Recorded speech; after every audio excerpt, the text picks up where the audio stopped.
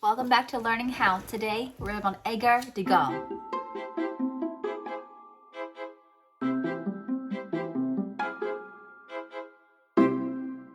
Degas was born in 1834. He died in 1917 and he is from France.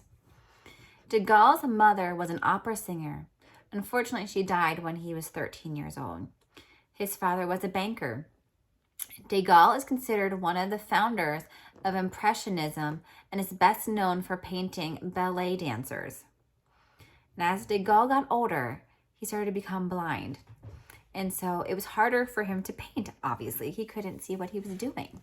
And so he started sculpting. During this time in history, in 1871, was the Great Chicago Fire.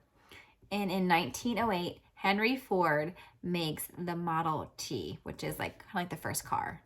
Degas is quoted saying, "You're very close in my personal space." He didn't quote say that, but James is very much in my personal space. He's quoted saying, "Art is not what you see, but what you make others see." So that's kind of key, because that's kind of what our art lesson is going to be on today. It is not what you see, but what you make others see.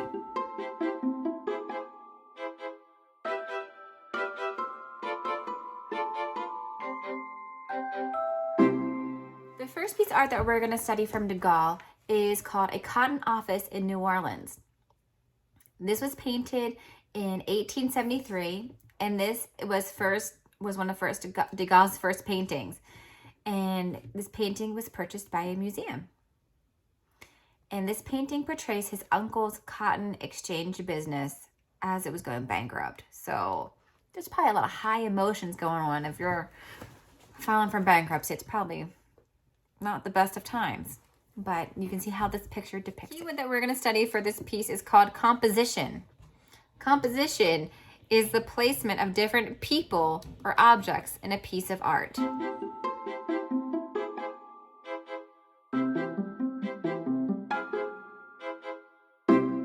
The second piece of art that we're going to study is called Ballet Rehearsal on Stage.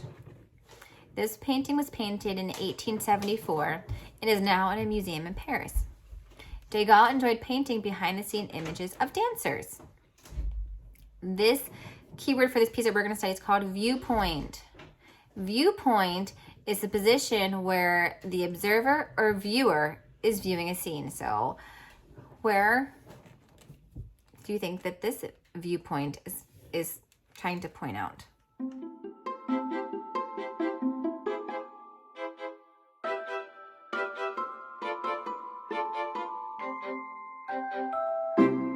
Piece of artwork that we're going to study is called the dance class. Degas was good friends with Jules Perrault. I think I got it right. I tried to do the pronunciation look up for this, and it was really hard because I don't speak French. So Jules Perrault, gotta get this R on, Perrault, was a well-known ballet teacher and choreographer. He is the teacher that is depicted here in the Opera of Paris rehearsal.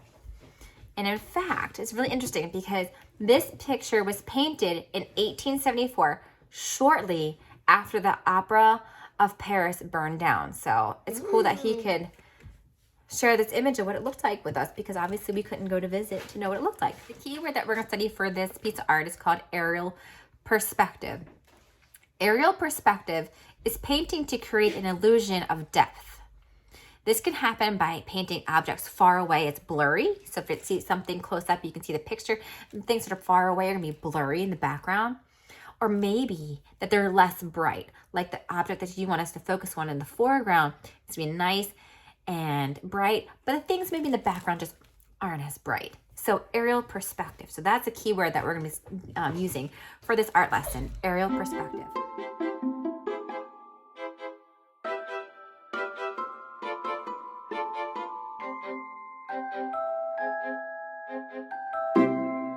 The fourth and final piece of artwork that we're going to study is called the Bellini family. This is considered one of Degas' most modern paintings, and it's considered one of the most modern paintings of the 1800s, in fact. This painting is of Degas' aunt. Her name is Laura, and her husband, Gennaro. and their 2 daughters, Giovanna and Julia. His Aunt Laura is the one who's is in the black dress, because at this time she was mourning the death of her father, who can be seen in the picture hanging on the wall. So her father's picture is hanging on the wall. She's wearing black because she's mourning, and this is Degas' aunt. So it's kind of a family picture going on there. The key word that we're going to study is called asymmetry, which means a lack of symmetry. The shapes, sizes, angles are not equal on both sides. So something that's symmetrical it means that if you were to hold it up, one side and the other side match. So you put like paint on one side on a piece of paper, you smash it over and you open it up, both sides are equal. That is called symmetry. Not asymmetrical means one side could be big and the other side of the image could be small. So they don't match up. So in this picture, where do you think the asymmetry is? Are there different shapes, sizes, or angles that are not equal on both sides?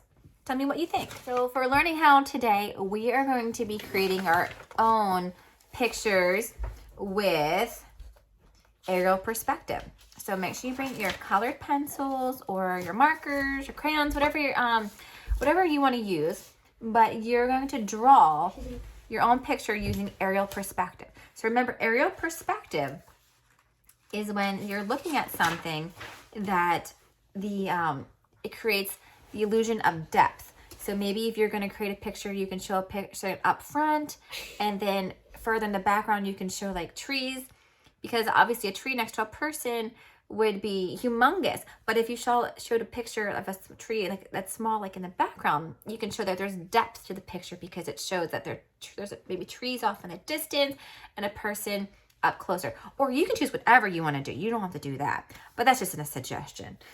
You can do whatever you like. You can draw a landscape, you can draw a picture of people, you can draw a picture of a room, you can draw a picture of something in nature, whatever your heart desires. There's no limitations to what you have to draw, but we're just gonna make sure we use aerial perspective to help show depth to our pictures. So we'll see you soon. Take care.